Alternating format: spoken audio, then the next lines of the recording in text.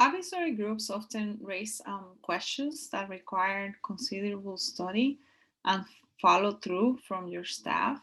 So that means that you will have to write reports or conduct research that it is requested by the advisory group.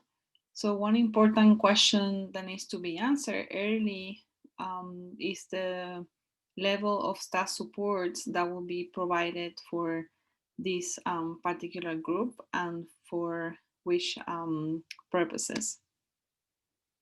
Formal parliamentary procedures, such as Robert's rules, we have spoken before about this in class, assumes that the person will take a final decision. So this is why you are having a vote.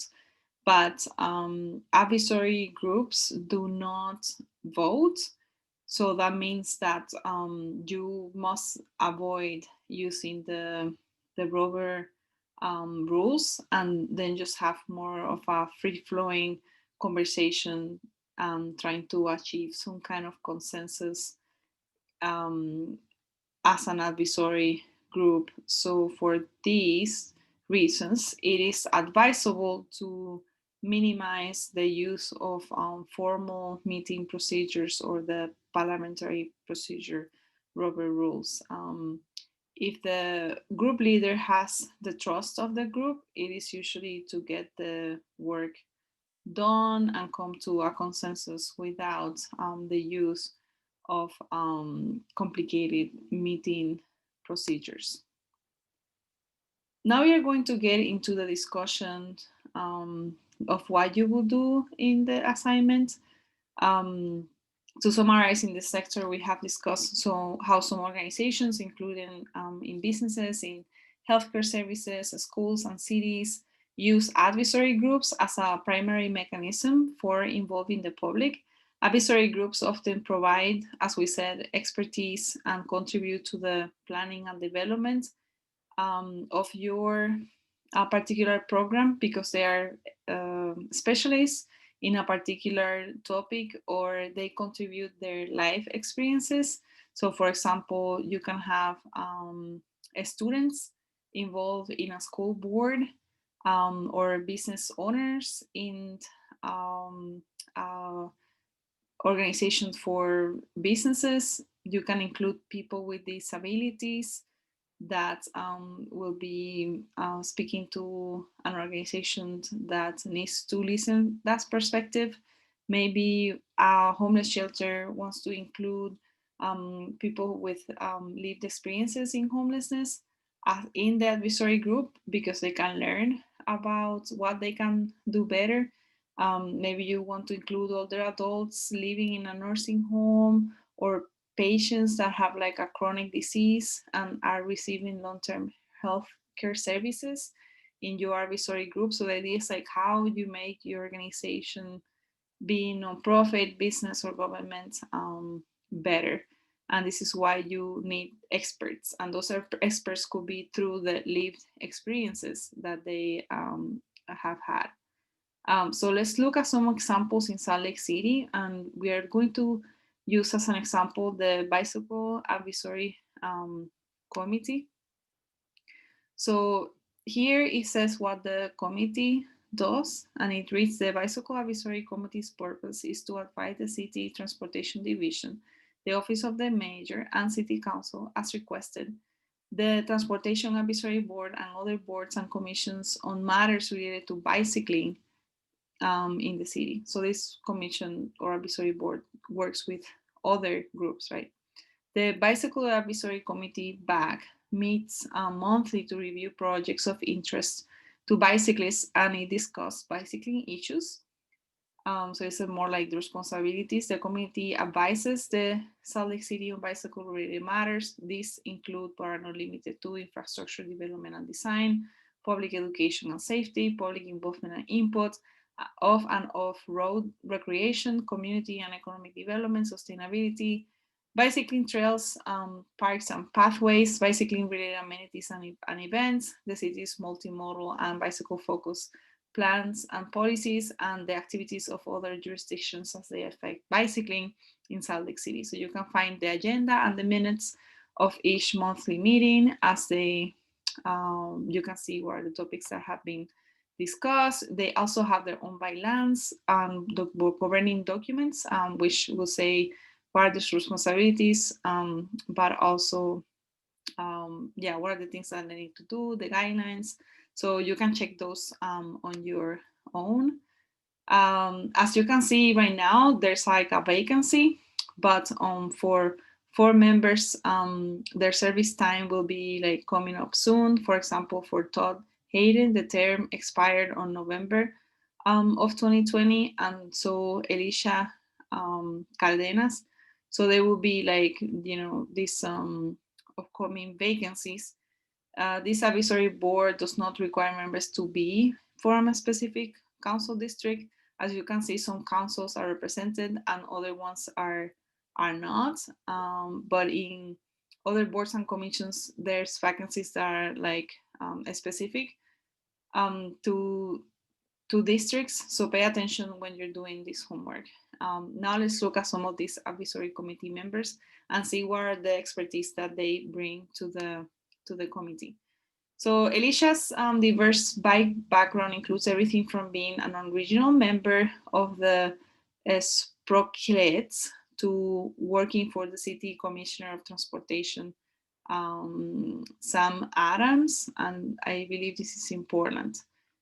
She currently is the vice chair of the, or she was the vice chair of the Portland Bicycle Advisory Committee and an employee of Alta Planning Design, a bike and pedestrian safety educator also for BTA, and you can check out what that organization.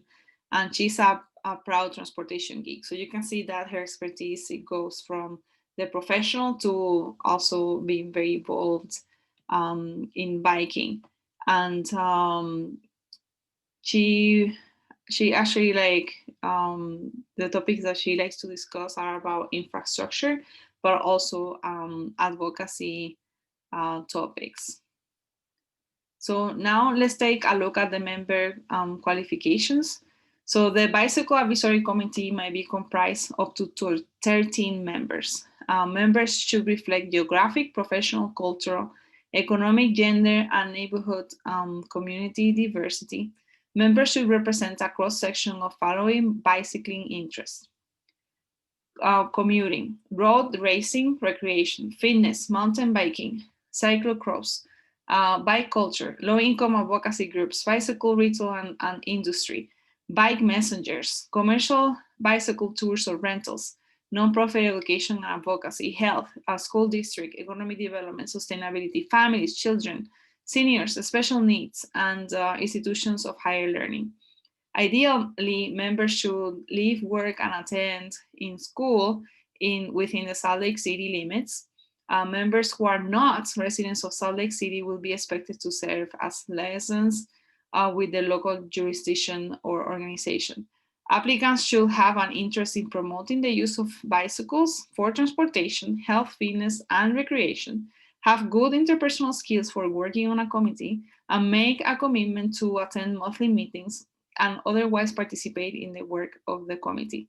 Members shall be limited to 2 consecutive 3 terms each. And residency requirements is like, it says like no more than 4 members might live outside of the city of the 13 members. And these are like some of the powers and duties. So they work with the tab to integrate the needs of bicyclists into multimodal transportation projects and policies, and to forward recommendations of BAG through the formal city process. So provide recommendations to TAB, which is the Transportation Division, on bicycle related and multimodal capital improvement projects and programs, and provide yearly input on funding priorities. By the way, capital improvement projects, or CIP, provides funding to replace or expand public infrastructure, so residents, neighborhood groups, community-based organizations, community councils, neighbor business districts, and other organizations in Salt Lake City can apply for this funding, or provide recommendations to other city divisions, departments, and offices as well. And the bicycling committee will again provide recommendations to for which SIP funding could be used, but also what other um, departments or organizations in the city might do as far as like bicycling related matters go. They can advise and provide input on updates of the bicycle and pedestrian master plan for the city, resulting also in some implementation of this plan, so they can move forward the implementation of the bicycle and pedestrian master plan. They can provide a venue for public input and help act as an eyes and ears for issues pertaining to bicycling in Salt Lake City, serve as a coordination body and resource for organizations and individuals interested in bicycling affecting the city, promoting public education on bicycling issues affecting the city and its residents and visitors, maintain relationships with bicycle advisory and advocacy groups within the region, including Bike Utah, the Bike Collective, BACs or equivalent of other jurisdictions, and other groups as appropriate, and representatives from these organizations might serve on the BAC if they meet the other membership requirements as well. So consult with and seek input from these groups as appropriate. So they do a lot of the stakeholder involvement. Work together with Transportation Division and Salt Lake City staff toward the goal of becoming a great American bicycling city and a nationally recognized diamond level bicycle friendly communities. And again, these are statements from the bicycle and pedestrian master plan.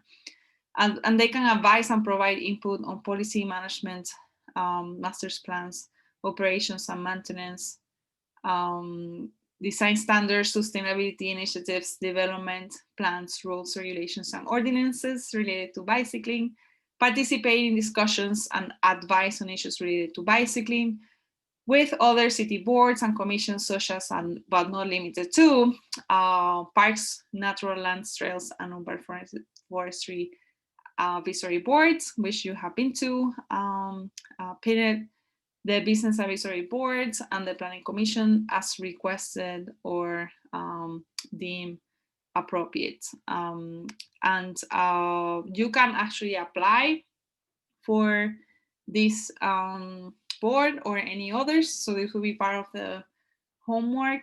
If you're interested in serving on a committee, you can fill out and submit the application online.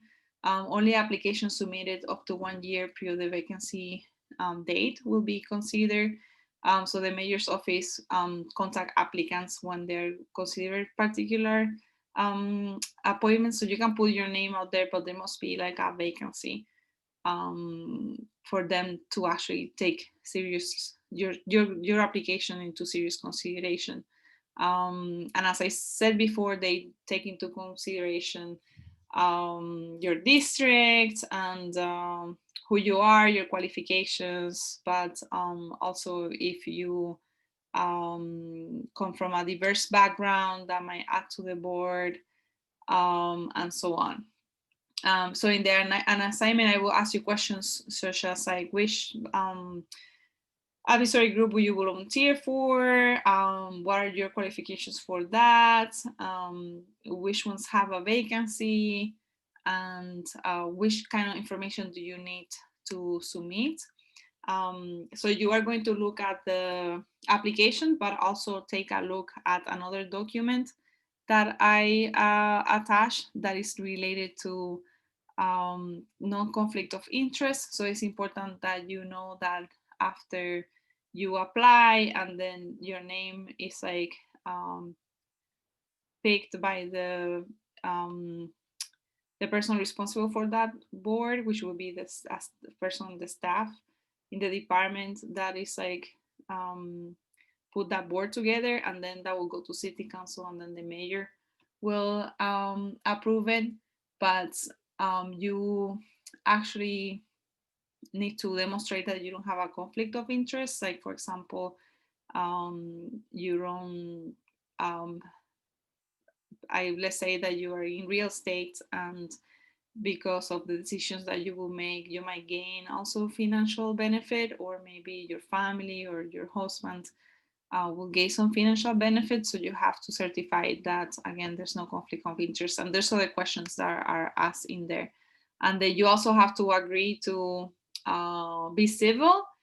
And so all these rules that you will see are more about like how to treat others with respect, and like how to be a good advisory group member.